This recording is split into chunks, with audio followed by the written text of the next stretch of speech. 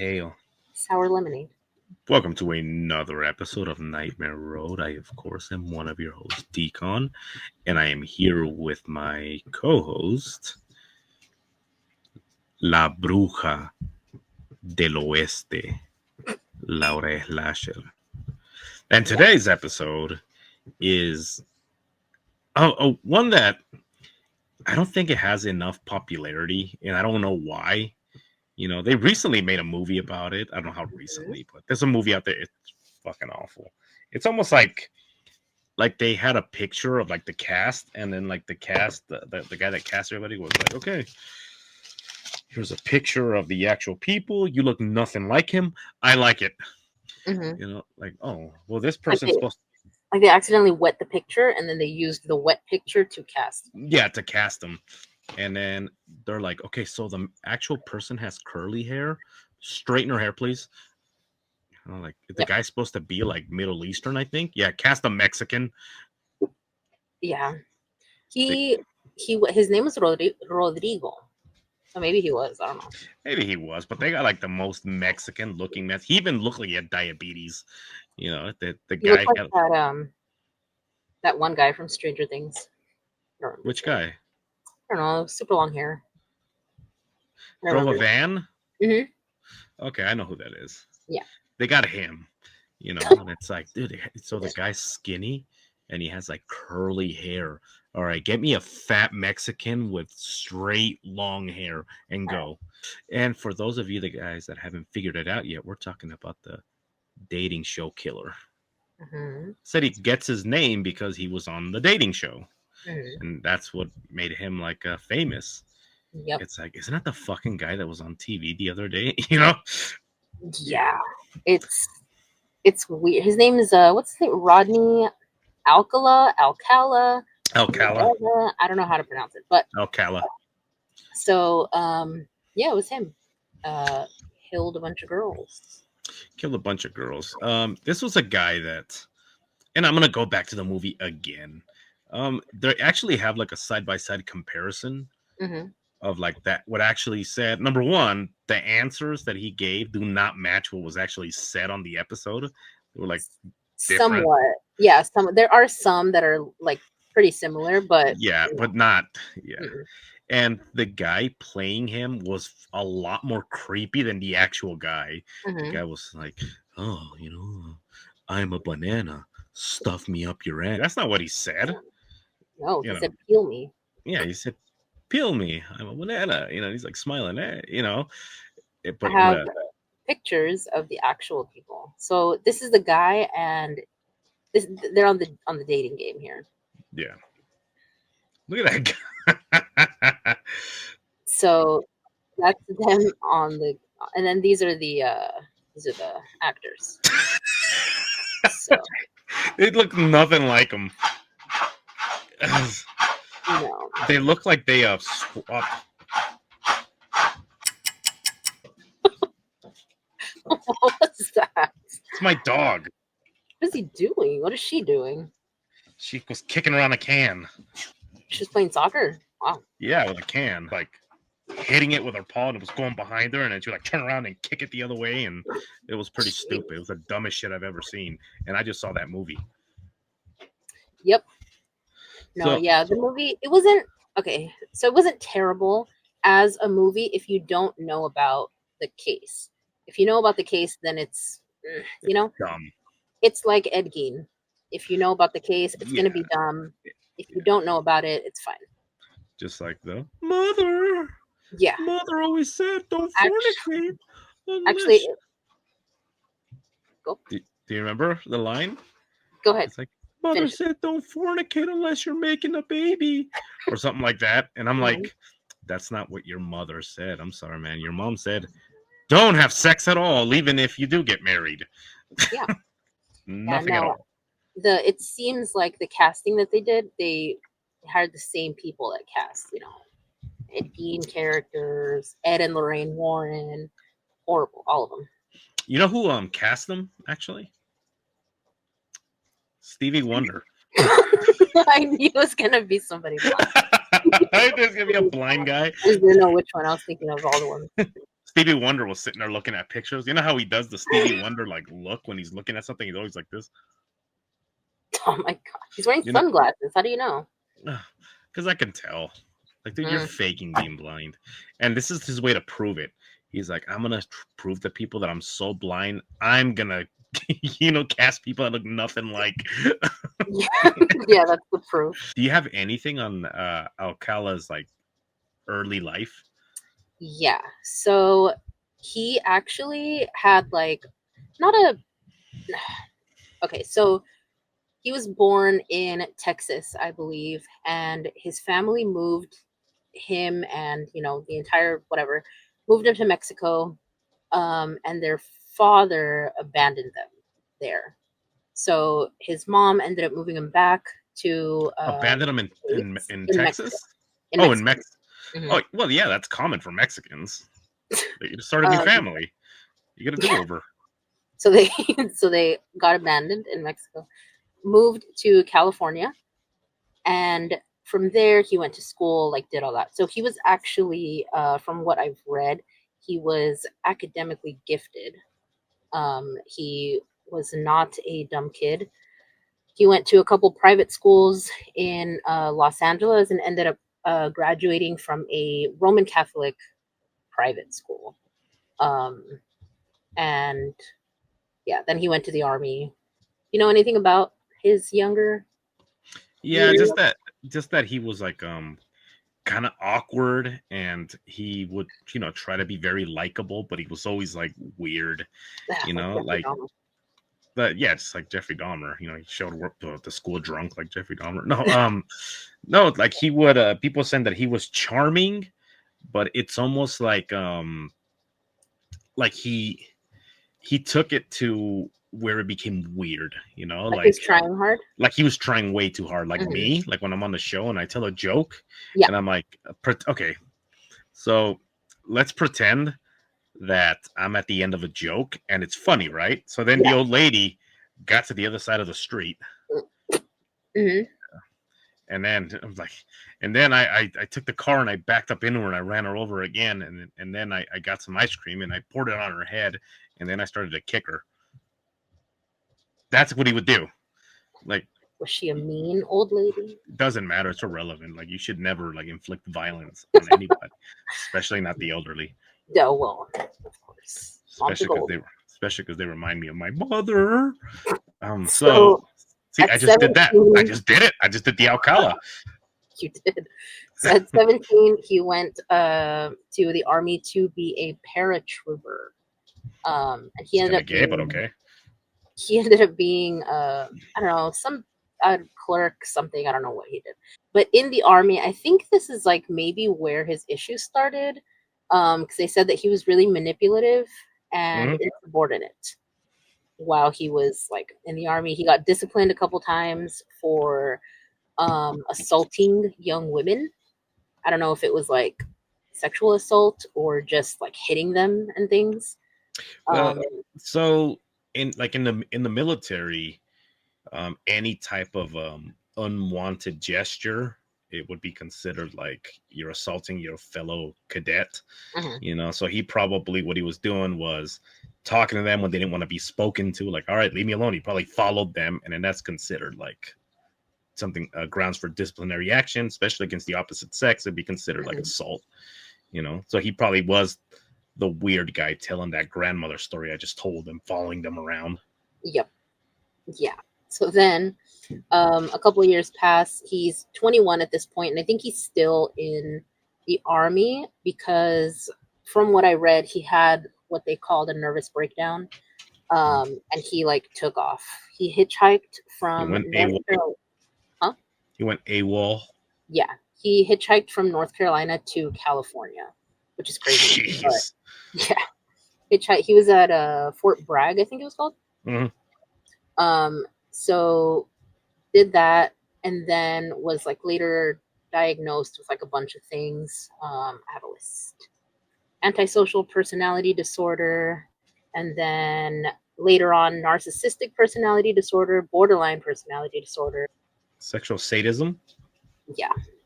Jeez. At the same time as everything else. But the military psychiatrist said that he had an IQ of 135.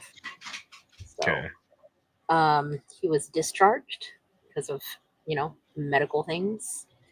And then he went to school, like, as if nothing happened. Yeah, just, and you do see that with all these, and with this kind of stuff, to me, like, it's really hard because you diagnose people with something that could be dangerous, and you see it a lot with the military. Like, you see a lot of people that have, the borderline, they're psychopaths, and they did something in the military where it's like, dude, you kind of like overdid it, and it's recorded. Like, this person was seen, mistreating prisoners. He shot, non-combatants, and this goes on the record, and then they're just let go back into society. Like, well, you did your time, now get out of here, you scoundrel. And I was gonna ask, like, what do they?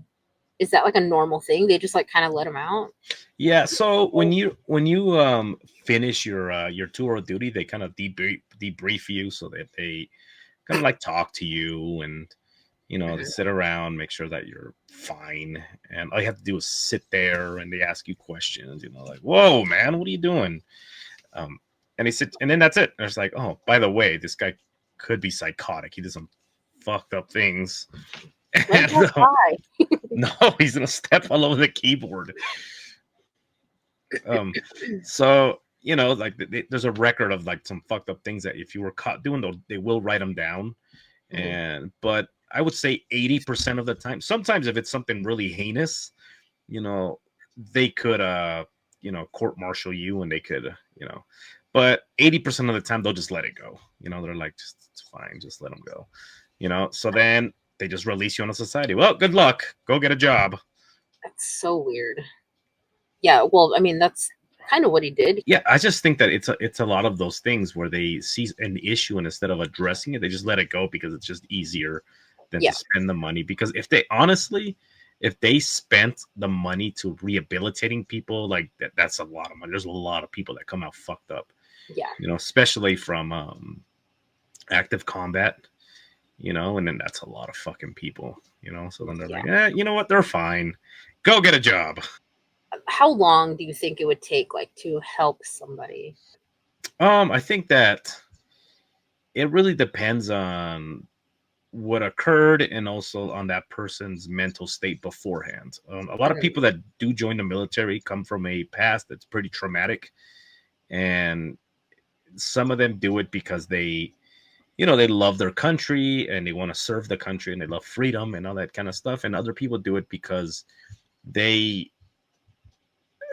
it's like they feel like this is what they were meant to do, because this is what they were told they were meant to do. And it's almost like, man, like, if I can't do this, then I'm really not worth anything. So it's almost like you want to prove something to yourself, and then to, let's say, for example, your dad. You want to show him, like, see, you're wrong, I'm not stupid, like, I can do this, and I can do it better than you. So people will enter the armed forces, some of them with trauma. So now imagine somebody with low self-esteem, or somebody with these kind of trauma, and then you put them in an environment where they have to learn to do things that a human being is not basically designed to do. Just broken people, and they go into this kind of stuff, and then they return more broken than before.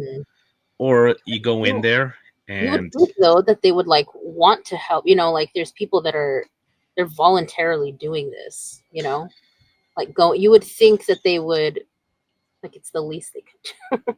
Well, I think that what it also has to do with the cost. It's all about well, cost. yeah, but I'm saying, like, but it has a lot to do with the way that it looks. Like, if people are coming back fucked up, you're like, damn, either number one, you're taking advantage of fucked up people, or number two, this thing that you're asking people to require, and that it's something that every young man should do because it's what the country loves, you're gonna go and get fucked up.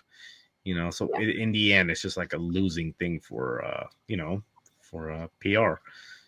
So anyway, so back to this guy. Back to this dude. Now imagine somebody with a mental imbalance and going into a situation like that and having to learn to do all these things, and him being stressed and him like learning to do things. Even if he didn't see combat, just the rigorous mental training that they do, the vigorous like physical training, the fact that they teach you how to kill, and they teach you how to do it, and then you have somebody that has like a couple loose wires, and then after the fact, you just let him go. Like, well, good luck. Yep, let him go. And he started in 1968. So whenever you Google his name and whatever, it'll show that the killings that he got arrested and like charged with and all that were from 1977 to 1979. But he did kill people before that. Yeah. He just kind of got away with it. So the first one, I'm pretty sure, was in 1968, and it was, oh god, it was an 8-year-old little girl. Yeah. And I think like some guy riding a motorcycle or something called the police when they saw this guy like taking this little girl into an apartment. Apparently he had like asked her if she needed a ride. She had said no. He was like, "Oh, I know your parents." So she got in the car and like went to his apartment. And then police found her in a pool of her own blood. He had sexually assaulted her and then beaten her with a steel bar. Yeah. She was in a coma for over a month, and she took like months to recover. And then I guess she finally, told the parents what happened and all that. Is she the girl that gave the description? Because somebody gives a description of the incident of like what happened generally, and then they give a description of this guy to like. Remember, we had that discussion whether or not is this actually what he looked like, or is this just what they, or is this actually what he looked like, or is this just what she perceived, But like, this was another one because this little girl was only 8, and then she was in a coma for like the longest time. These people actually like, I think it was this little girl that didn't her family didn't want for her to like testify or anything. Yeah, I feel like it was her. They had like moved to like Mexico and like they refused to like show up. Yeah, just the description that somebody gave was just like, just murderous like rage, not even like the like, all right, I'm gonna come over here and just like, like I think that they said frothing at the mouth and like gritting their teeth, like gritting his teeth and like like savagely like beating them and like grabbing them, just like doing things to them. Can you imagine? Well, yeah, I mean, like, ugh. Yeah, he looks really creepy. Yeah, he looks like the kind of person that is selling tamales like at a Walmart, and he just comes up to you and he's like, "Quiere tamales, señor?" And you're like, "How dare you talk about my uncle like that?" He's like, "Quiere tamales, señor?" And you're like, "No, I don't want tamales." He's like, "I can take your picture," and you're like, "Okay, yeah, I'm trying to be a model." Jesus. That was how he got everybody, was the ones, the later ones. So this little girl thing happened, and to escape, I guess, like from being arrested, he left California and went to New York, literally the opposite end, and registered at NYU, registered at NYU under the name John Burger. John Burr. He's like, "What's your name?" Juan Burger King. And he's like, Juan Burguesa.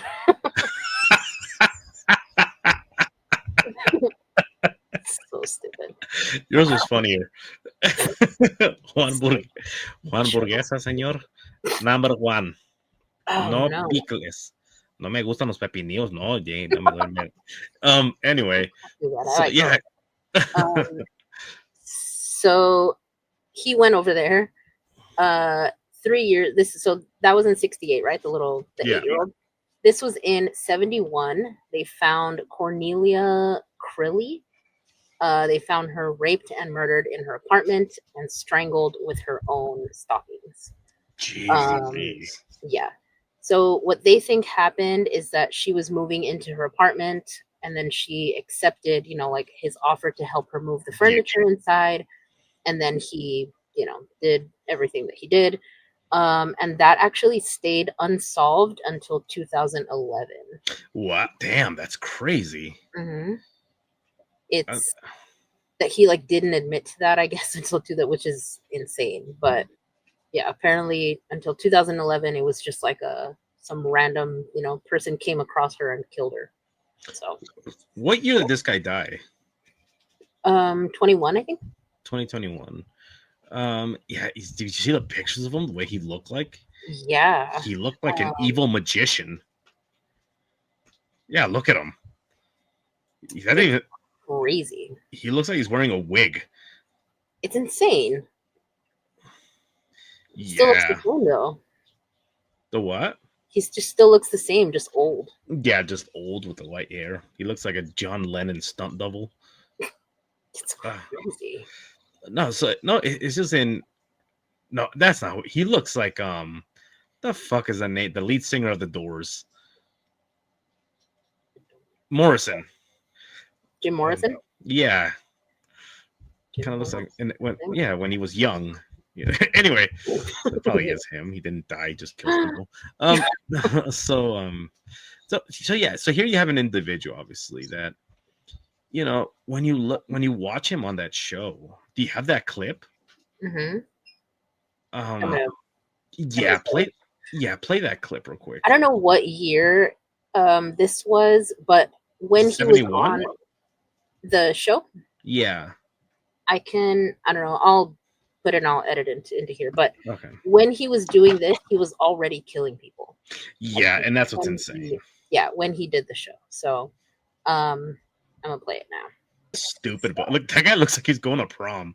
All right. Well, let's see. Bachelor number one is a successful photographer. Between takes, you might find him skydiving or motorcycling. Please welcome Rodney Alcala. Rod, welcome. We're going to start by having them say hello to you and see how they sound. Number one, would you say hello to Cheryl, please? We're going to have a great time together, Cheryl. Okay. Isn't that so creepy to say?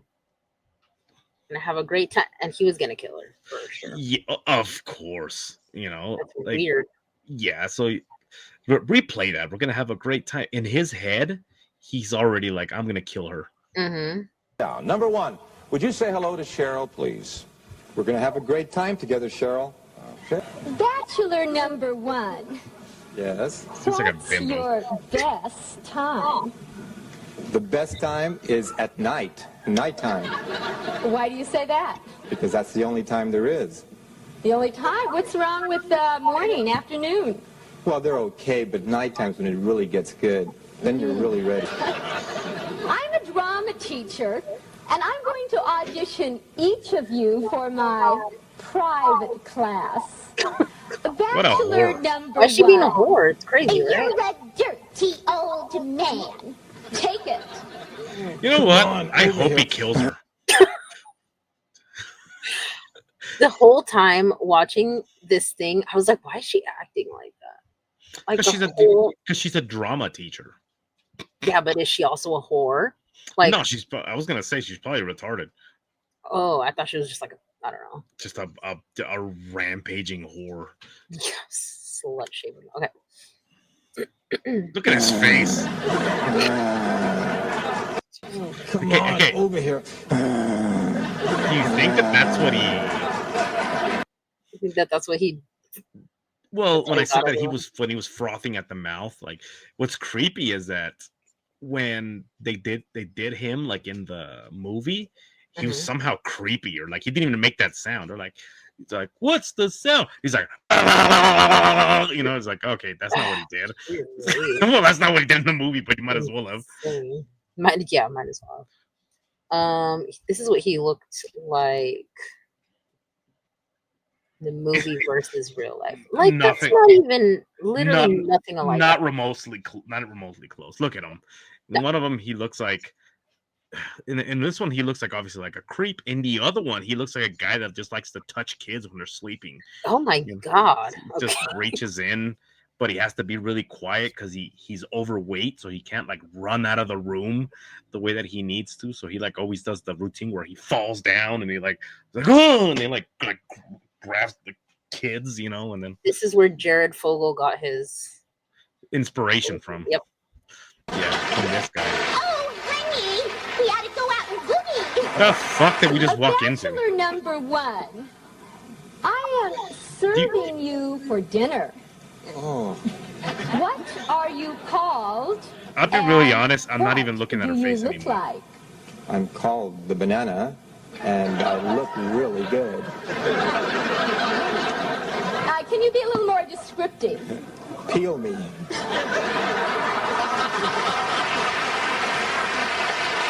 Bachelor 1. Later. He looks like a Cheryl, we have reached the moment of truth, as we call like it. a bald cat. A bald cat? Yeah, you've seen those cats like when they have like no fur on their face Mm-hmm. and they have like those creepy eyes, like they're those Asian cats from Lady and a Tramp. Oh, okay, yeah, the hairless ones, right? Like just fully hairless. Yeah, that's what he looked like when he squinted his eyes.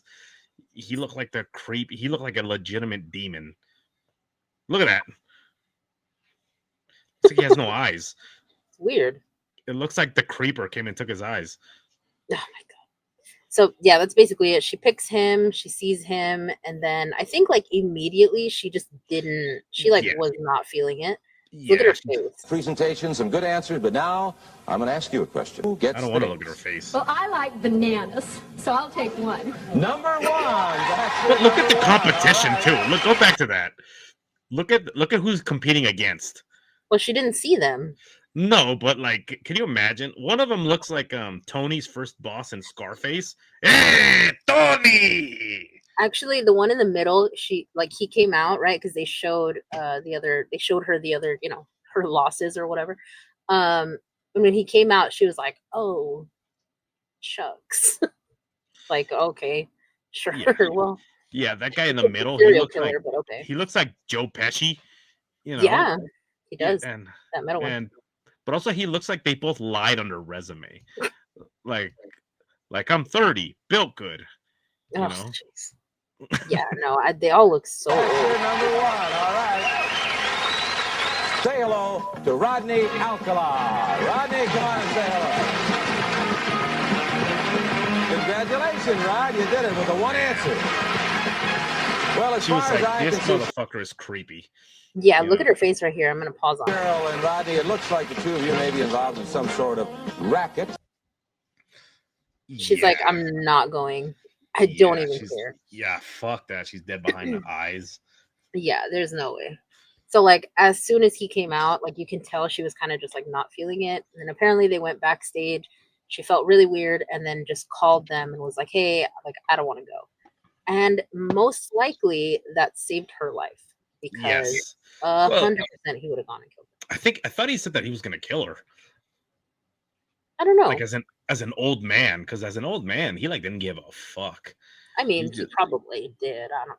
But so he talked a lot. He also confessed to murders, right? Like he was talking about certain incidents to the point where they're like, I think this motherfucker killed like over 100 people. Yeah. So after he got charged with those 5 murders, I think they like linked him to some other ones in like other states. So he did plead guilty to the 2 in New York, which were the ones from the beginning that I was talking about. Yeah. So he pled guilty to those 2, and then I think there was one in like Wyoming or something, but the charges were dropped for that one. Yeah, because it's Wyoming, and they're like, he is a Mexican. That's what they do. Oh, probably. So oranges. Yeah. So then, 1971, right? Just going back to whatever. After he strangled this girl with her own stockings, he left there and then got a job at an arts camp at an arts camp, and he was a counselor for children.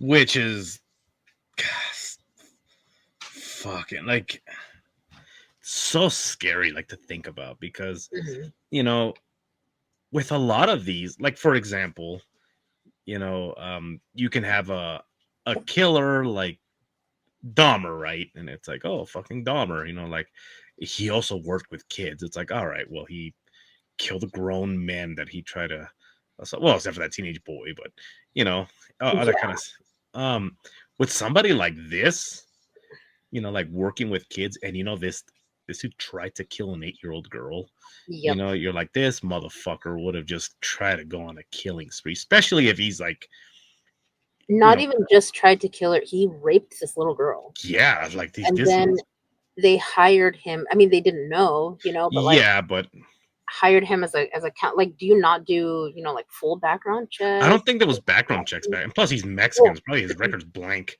Yeah. Well, on his birth certificate too. On the dating game, they didn't have any like background checks. They said it was like really unlikely that they did anything, so they were kind of just like whoever wanted to do it to be on the show. So yeah, he got this job as a counselor at an art camp, and at that time, the FBI added him to the 10 most wanted list. I guess he had, there was like DNA or something that had matched, and they wanted him. He was there for a couple months, and then some campers like that were there, some kids, I assume, recognized him and called the cops. He was sent back to California. By that time, which this was 3 years after he had tried to kill that little girl, at this point, they had already moved their entire family to Mexico, and they refused to let her testify. And they kind of were unwilling to charge him with anything because their like lead, I guess, like person or whatever that got like hurt was just not willing to testify. You know? Yeah. So they lessened the charge, and he was charged with child molestation. And then they only gave him 3 years. Even that is insane. Like, damn, only 3 years. Only 3 for child only 3. Yeah. Mm-hmm. Fuck the kid up. Then he was paroled after 34 months. Man, that's rough. Yeah. Imagine how stupid they felt when they let him go and this motherfucker just killed somebody else. Yeah, 2 months after they released. Literally 2. That's fucking crazy. Mm-hmm. And it was another kid, a 13-year-old. Jeez Louise, this fucking animal. You know, and remember on the back in the episode, the lady killers, when I talked about how they classify serial killers, there's the vampire that they do that, and then there's the werewolf, and the vampire is more calculated, he's more clean, you know, and then the werewolf is just like this messy, enraged fuck that, you know, that's him. Yeah, he fits that description. Yep. No planning, no, you know, nothing, just goes in there. Like BTK would be a vampire. And in there, plan things out. Yep. And like, what's crazy about this guy is that they caught him multiple times and then just let him go. What do you think it was? You think it was just the system back then? I guess, because like this, like, oh, like we know you raped this little girl, you attempted to murder this little girl, but like, oh, if she doesn't want to testify, okay, well, molested, and then just leave. It's fine. Like, it's almost like the John Wayne Gacy thing too. How like they knew that he did committed crimes and are still like, well, good luck. Got away with so much. It's great. And then like there were like some of the people that went and they told the cops, you know, the ones that survived, obviously. Yeah. Went and like told the cops, but there was wasn't enough proof or whatever. In the movie, because this is also, you know, comparing to the movie. In the movie, they do try to make it more like a victim blaming type of thing, which isn't what happened in real life. Yeah, over dramatize it. Yeah, that's not what happened in real life. I think that there was a couple of the girls that survived that were just like scared to say something. Some of them, there was one, I don't even know which one it was, but she like had met up with him one time. He tried to attack her, and then she met up with him again. Yeah, that was she was a teenager when he first attacked her. Mm-hmm. He tried to assault her and everything. And then, like, was she an adult when they met up again? No, I think she was still. I think She it was was still, like a couple months later or something. It and wasn't even then that long. he was like, "Hey, come with me over here," and she fucking went To his you know? apartment. Yeah, and it's like, what is wrong with your head? You know, Actually, and that's one of the ones that didn't say anything because she said that they were going to blame her because she went to his apartment, got in his car willingly. and here's another thing is going back to these people are legitimate predators. It's almost like they can. Have you ever heard of the dark triad? You know, and how they classify, like, you have to have these certain things. And anyway, so they did this test. I don't remember. I think I spoke about it in a past episode, but did this test where they took these prisoners Mm-hmm. and they showed them videos of just women just walking on the campus, right? Just walking around campus. Some of them were actresses, you know, and they took I think there was like 20 guys they took in there, and then they're like, okay, if you were to attack somebody, who would you attack? You know, they played the tapes and they're like, not that one, not that one, not that one, this one, not that one, not that one, not that one, this one. And with 100% accuracy, they picked people out that had, like, for example, there was a guy there that was a serial rapist, and he managed to pick out 2 girls that were victims of rape themselves, you know. Was it just like was it just like the basic, like, oh, because they're so small? No, it was just it was just the way that they walked. He said one of them said that they walked, the way they shifted their eyes, they lacked confidence. So just something about them. Ew, They said, would you attack this girl? And they said no. And they're like, why not? She just no, just not her. This girl was like a police officer, like just undercover, I guess. They just like dressed like a normal civilian. What about this girl? Would you attack this girl? No. Why? Just something about her. You know, she was military. And like, as a girl, your like entire life, I don't know if like guys ever go, I don't know, but as a girl, whenever you're gonna like travel by yourself, a lot of people will tell you, like, you're going by yourself, that's so scary, just, you know, like, walk places like make it look like you know where you're going, because if you look like you're lost, like, somebody can, you know, do something or whatever. So, you know, as a girl, you kind of have to, which sucks, but they played also like different scenarios. Like they were saying, okay, this is a bar scene. Okay, which one of them would you victimize? And girl walked in, this one immediately. Everybody that had a violent crime in her past all latched onto one girl. She walked in, and they said that it was because she kind of like walked in like this, you know, and walking in like this, and there's like something about her. And then a guy that's an expert in body language was saying that doing this or like covering yourself, you know, it's a defense mechanism. You're lacking confidence, you're scared, you're nervous. And immediately they all latched onto her. This one, you know. So, and with this guy, with that girl, for example, that went back to his apartment, I wonder if he picked her because he could just smell like he's a predator, right? He's a predator, and he just like looked at her and he was like, this one, you know.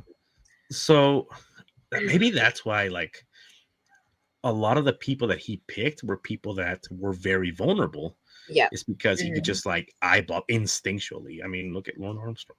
It was like with him, like, it was kids. There was multiple kids, and it was him acting, I guess, like nice and like acting charming and like whatever. So like with this 13-year-old that he hurt or whatever, 2 months after being released, he was passing by her and she thought that he was just taking her to school. He offered her a ride to like, your school, it's, I don't know what, on the way or whatever it was.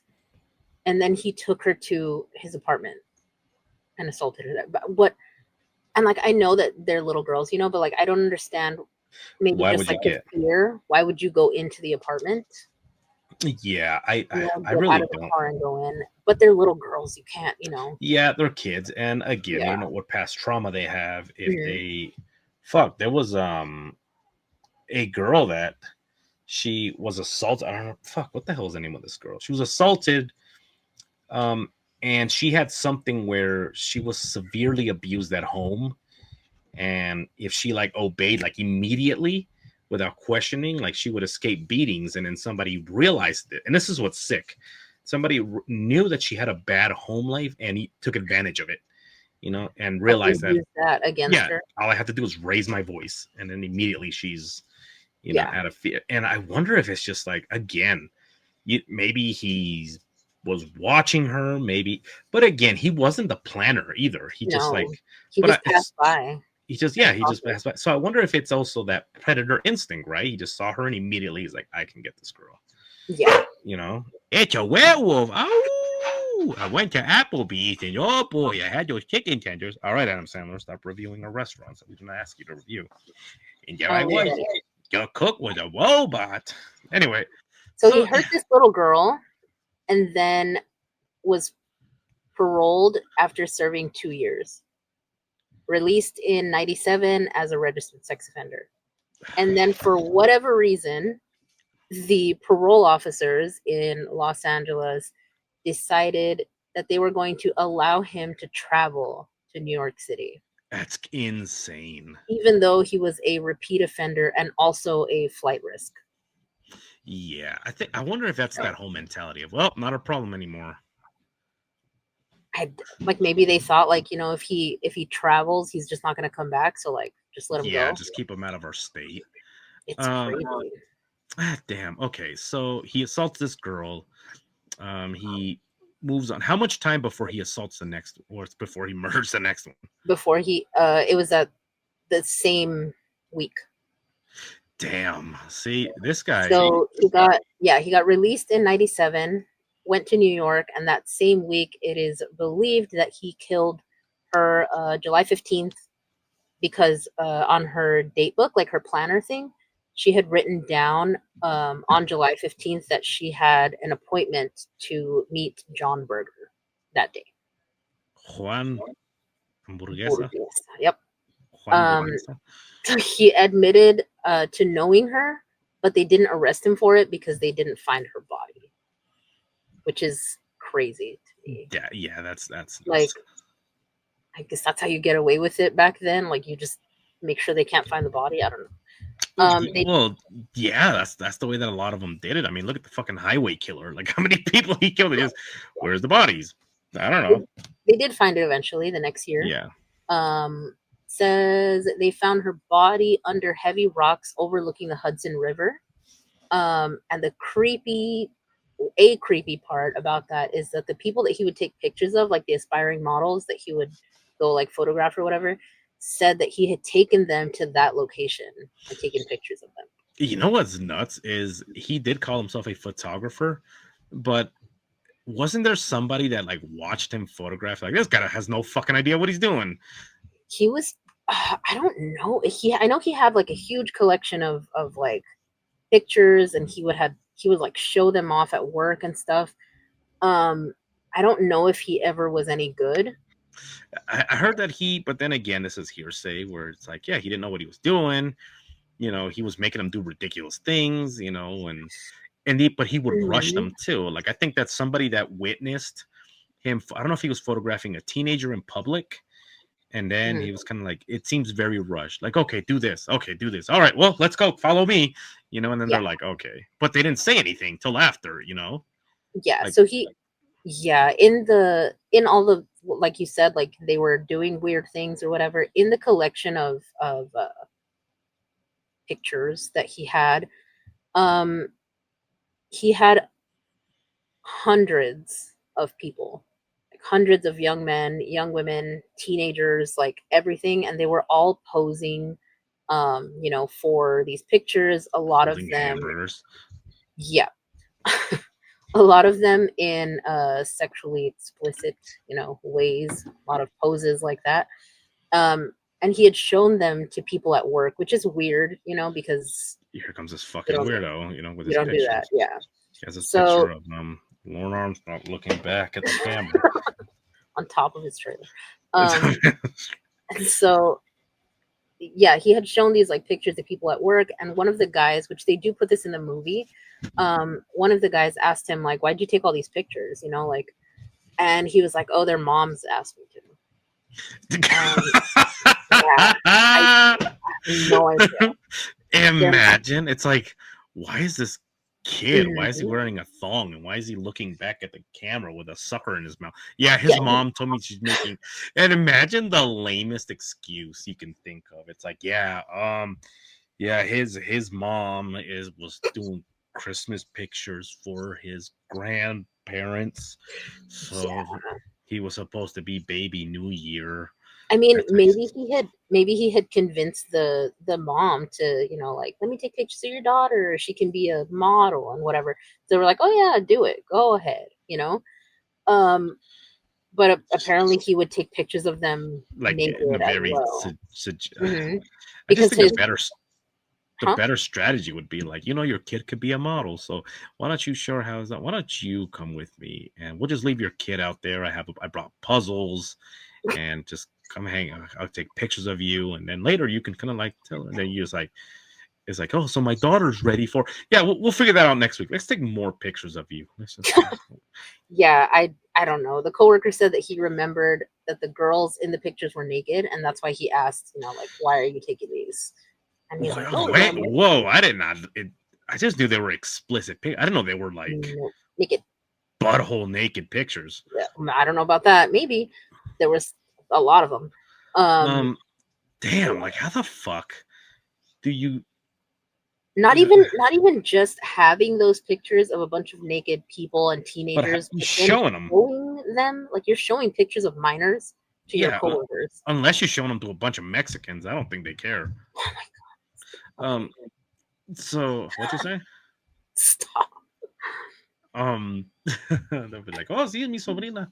Ew, shut up. So yeah, it's just bizarre. But I mean, I think that's what that's one of the reasons why they said that he was very socially awkward and didn't have like social cues. Like, imagine somebody with more common sense wouldn't do this. There's something wrong with his head. Obviously, he's a guy that's lacking social graces, social cues. Like, somebody in their right mind wouldn't do this, you know? Yeah. Like, hey, look at these pictures of these naked kids. What the fuck is wrong with this guy? Yeah. I think that's why, like, maybe it stood out to the coworker, was because, like, it was just a weird situation already, and then it was like minors, little girls. I got some naked pictures of these chicks. Like, oh, really? And it's like, these are all kids. You know, like, imagine that whole realization. I'm like, these are kids. Yeah. So I guess that's why he, you know, remembered or whatever. Do you think he walked around like with a briefcase? Do you think he just had him in his pocket? In the movie, he had a briefcase or like a box or something like that. In the movie, I don't know how I would assume maybe that's how he had them. So if he had a briefcase in the movie, probably he was just had them on his hands in real life. Yeah, he just walked around with them. A folder. So when was his last documented murder? Last one, June 1979, I believe. That's a long killing spree. Yeah, 68 to 79. So there was, you know, like years in between, but pretty much from 77 to 79, there was like 4 or 5. And then before that, it was those like other like 3 or whatever. All the assaults that happened, like beating people up, beating up little girls, like all this stuff. And nothing until 79. That's when he, you know, finally got arrested. Damn. And so fucking gross. How did he get caught?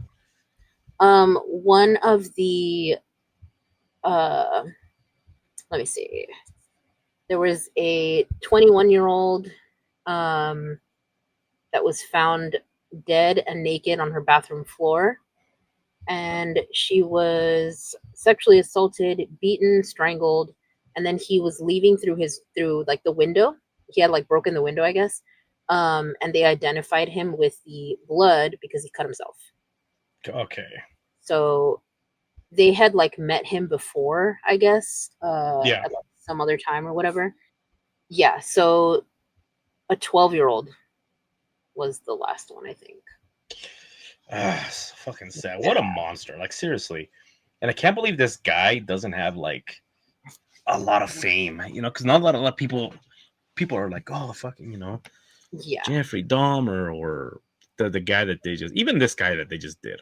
What the fuck was his name? The mother Gein. Oh, Ed Gein. Ed Gein. Like a lot of people didn't know anything about him, until they did this show.